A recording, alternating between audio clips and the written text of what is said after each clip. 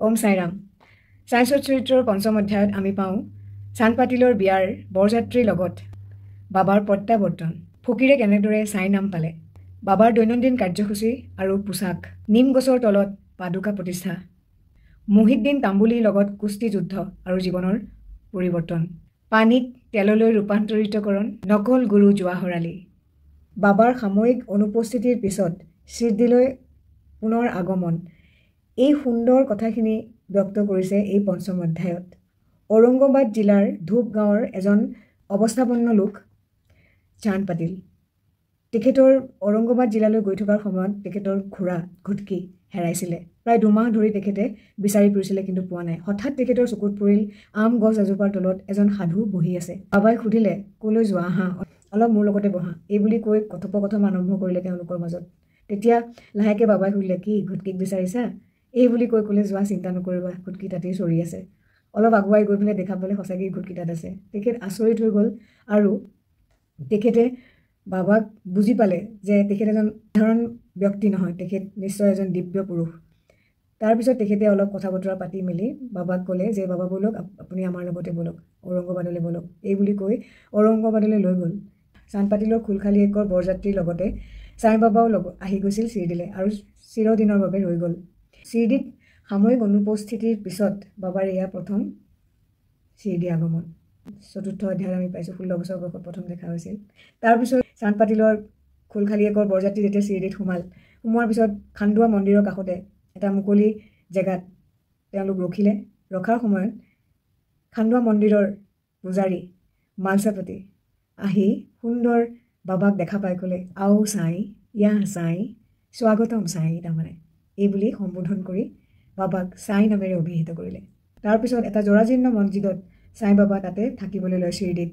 দেৱদাসী নামৰ এজন সিদ্ধ পুৰুষ তেখেতৰ লগত বাবা ৰৈছিল। ছাই বাবাই দেৱদাসীৰ সান্নিধ্য খুব ভাল পাইছিলে। মাৰুতি মন্দিৰ বা চাউৰিত দুয়োজন একেলগেই আছিলে, কেতিয়াবা কেতিয়াবা আকৌ অকলেও থাকে। তাৰপিছত জানকী দাস নামৰ এজন সাধু বাবাৰ সান্নিধ্যলৈ আহিছিল। গংগাগিৰি নামৰ এজন বৈশ্য গৃহিণী সাধু প্ৰায়েই শিৰডিলৈ আহিছিল। তেওঁ যেতিয়া ছাই বাবাক প্ৰথম কলহত পানী ভৰাই ফুলত পানী দিয়া দেখিছিলে, তেখেতে ব্যক্ত কৰিছিলে, এদিন নহয় এদিন তোমালোকে সকলোৱে মানিবা, তেখেত ছাই কোনো সাধাৰণ পুৰুষ নহয়, তেখেত এক অমূল্য ৰত্ন। কম বয়সতেই বাবাই দীঘল চুলি ৰাখিছিল, তেখেতে কেতিয়াও চুলি কটা নাছিলে। খেলুৱৈ বা মল্লযুঁজ কৰাৰ মানুহৰ দৰে তেখেতে পোছাক পৰিধান কৰিছিলে। তেখেতে জেংগু, জাই, জুতি, ফুলৰ গুটি আনি সুন্দৰকৈ এখন বাগিচা প্ৰস্তুত কৰিছিলে আৰু বামন তাঁতীয়া নামৰ এজন কমাৰৰ পৰা তেখেতে কেঁচা কলহত পানী আনি পেলাই সদায় সেই ফুলত পানী দিছিলে। কেঁচা মাটিৰে তৈয়াৰী আছিলে বাবেই সেই পাত্ৰ নিম গছৰ তলত থোৱাৰ লগে লগেই ভাঙি গৈছিলে। পিছৰ দিনা আকৌ তাঁতিয়াই 2টা মাটিৰ পাত্ৰ বাবাক দিছিল। এনেদৰে 3 বছৰ কষ্ট কৰাৰ পিছত সুন্দৰ এখন বাগিচাত পৰিণত হ'ল আৰু সেই বাগিচাৰ জেগাকণেই এতিয়া তাত এটা ডাঙৰ অট্টালিকাৰ সৃষ্টি হ'ল। এই পঞ্চম অধ্যায়তে আমি গম পাওঁ কি সুন্দৰভাৱে বিশদভাৱে বিভিন্নজন ভক্তৰ অনুপ্ৰেৰণাত বাবাৰ পাদুকা স্থাপন কৰা হয় নিম গছৰ তলত। সেই পাদুকাযোৰ স্পৰ্শ কৰি কৈছিল, এয়া ভগৱানৰ শ্ৰীচৰণ। বাবাৰ পোছাক কেনেকুৱা ধৰণৰ আছিলে? মুহিদ্দিন তাম্বুলী নামৰ এজন মল্লযোদ্ধাৰ লগত বাবা পৰাস্ত হৈছিলে। যেই পৰাস্ত হ'ল তাৰপিছত বাবাই সম্পূৰ্ণ নিজৰ বেশভূষা সলনি কৰিলে। বাবাই সদায় আলখাল্লাক চোলা দীঘল আৰু মূৰত এটুকুৰা কাপোৰ বান্ধিছিল। বাবাই কৈছিল, ভগৱান সদায় দুখীয়াৰ সংগী। বাবাৰ আছিল এডাল চাটকা, ধপাত, চিলিম। বাবাই কেতিয়াও জোতা চেণ্ডেল পৰিধান কৰা নাছিলে। শীতৰ সময়ত তেখেতে ধূনি জ্বলাই তেনেকেই বহি থাকে আৰু সেই ধূনিতে তেখেতে আহুতি দিছিল অহংকাৰ, লোভ, মোহ, ঘৃণা, কামনা বাসনা, এই সকলোখিনি, আৰু সদায় মুখত উচ্চাৰণ কৰিছিল, সবকা মালিক এক। অতি সৰু জৰাজীৰ্ণ মছজিদত বাবাই বাস কৰিছিল। বাবাই কেইখনমান দোকানৰ পৰা তেল ধাৰে আনি পেলাই চাকি জ্বলাইছিলে মছজিদত আৰু উৰে নিশা তেনেকেই বাবা আছিলে। এনেকুৱাকৈ কেইদিনমান যোৱাৰ পিছত বাবাক বিচৰা নাছিলে আৰু তেল দিবলৈ। তেতিয়া বাবাই যিটো পাত্ৰত তেখেতে তেল থৈছিলে চাকি জ্বলাবলৈ, সেই পাত্ৰতে পানী ঢালি পেলাই সেই পানীৰে উৰে নিশা পানী ঢালি চাকি জ্বলাইছিল।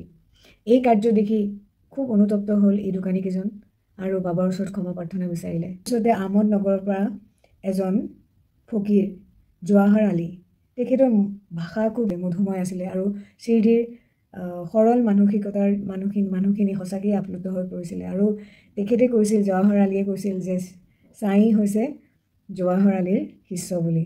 শেষত বিজাপুৰৰ পৰা উভতি আহি বাবাৰ ওচৰত ক্ষমা বিচাৰে আৰু বাবায়ো ক্ষমা কৰি দিছিলে।